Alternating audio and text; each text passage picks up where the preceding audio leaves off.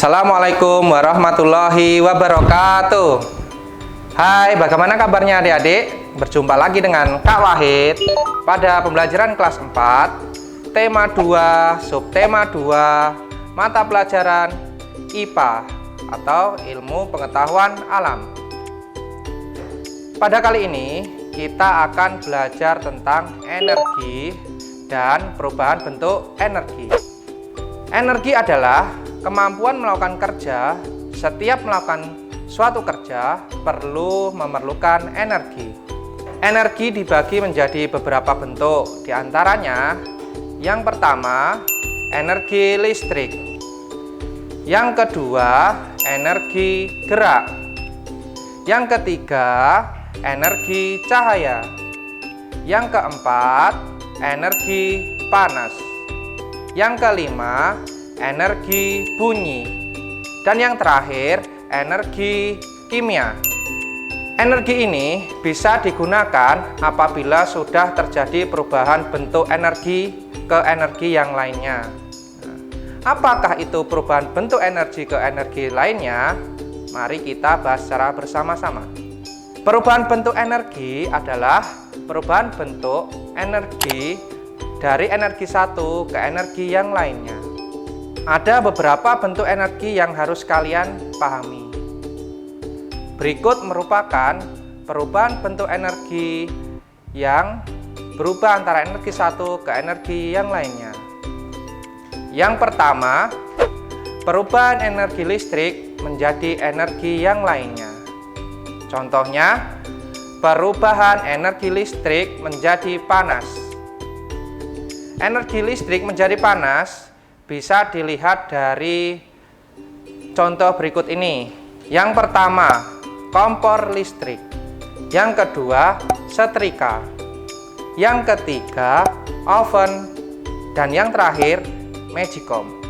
Alat-alat tersebut bisa dikatakan perubahan energi listrik menjadi panas karena penggunaannya hanya bisa digunakan kalau ada energi listrik. Kalau tidak ada energi listrik yang bisa merubah ke energi panas, benda tersebut otomatis tidak berfungsi.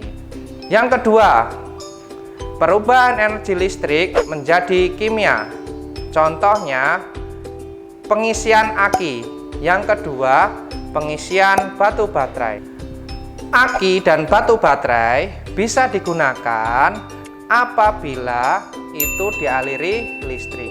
Nah, aliran listrik itu disimpan dalam aki dan batu baterai dalam bentuk energi kimia dan bisa digunakan dengan cara komponen elektronik itu disalurkan atau diaktifkan dengan cara memasang kabel ke aki atau baterai tersebut.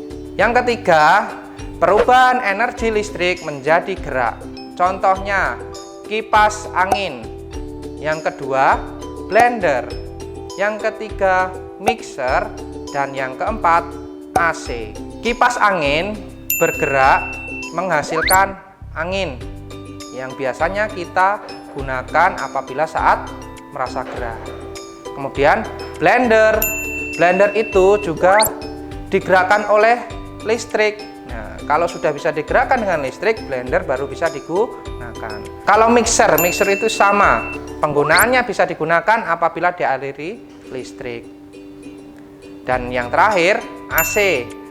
AC itu berfungsi untuk pendingin ruangan. Nah, gerak yang dihasilkan itu diubah menjadi angin. Nah, itu contoh dari perubahan energi listrik menjadi gerak. Yang keempat, perubahan energi listrik menjadi cahaya. Nah, perubahan energi listrik menjadi cahaya sering kita temukan, yaitu yang pertama, lampu.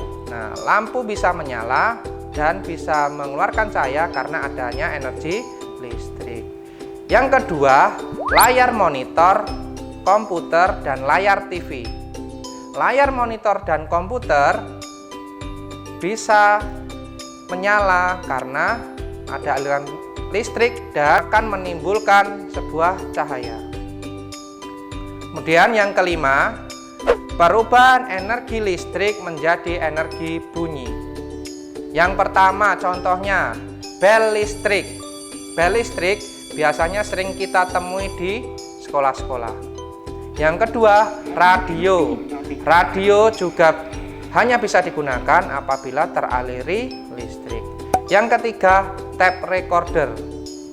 Ya, bagaimana anak-anak berkaitan dengan perubahan energi listrik menjadi energi yang lain? Apakah sudah paham?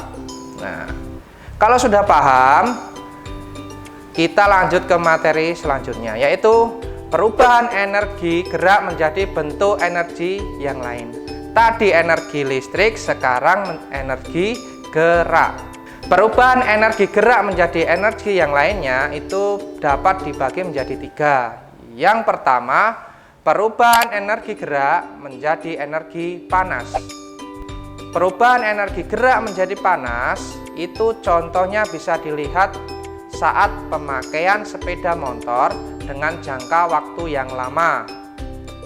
Yang kedua, menggosokkan telapak tangan kita nanti akan terasa panas. Itu merupakan perubahan energi gerak menjadi energi panas. Selanjutnya, perubahan energi gerak yang lain yaitu perubahan energi gerak menjadi bunyi. Perubahan energi gerak menjadi bunyi bisa ditemui saat kita bertepuk tangan atau memukul sebuah alat musik. Nah, energi bunyi bisa keluar karena ada energi gerak. Ya, energi gerak yaitu energi gerak dari tangan yang menepuk dan memukul alat musik. Kemudian yang ketiga, perubahan energi gerak menjadi listrik. Perubahan energi gerak menjadi listrik itu sering kita temui, yaitu pada saat pemakaian dinamo. Dan yang kedua yaitu kincir angin dan pemanfaatan generator. Selanjutnya, perubahan energi cahaya menjadi energi yang lainnya. Perubahan energi cahaya menjadi yang lainnya itu dibedakan menjadi tiga atau ada tiga macam. Yang pertama, perubahan energi cahaya menjadi listrik. Contohnya pemanfaatan panel surya. Panel surya bisa dimanfaatkan atau bisa digunakan karena adanya cahaya yang diserap oleh panel surya dan diubah menjadi energi listrik. Kemudian yang kedua, perubahan energi cahaya menjadi kimia.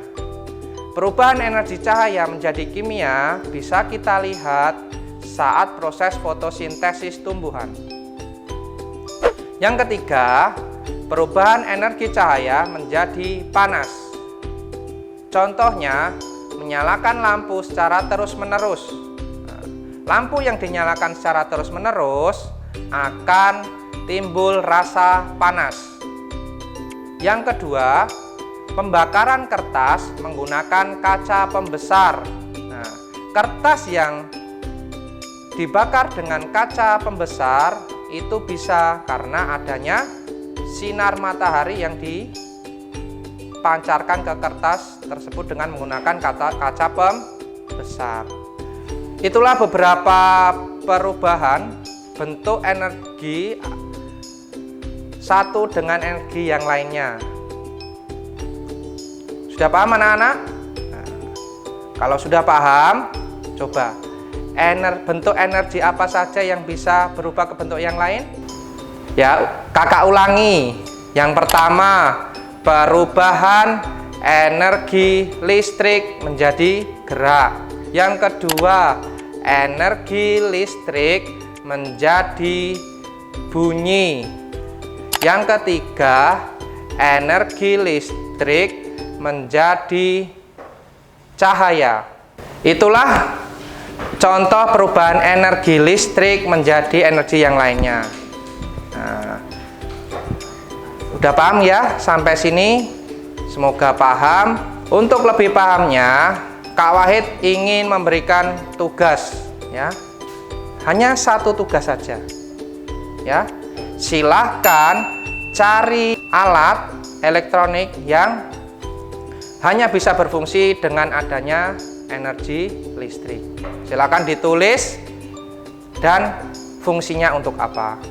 Itu ya. Cukup sekian video pembelajaran dari Kak Wahid. Semoga bermanfaat. Kurang lebihnya Kak Wahid mohon maaf. Assalamualaikum warahmatullahi wabarakatuh.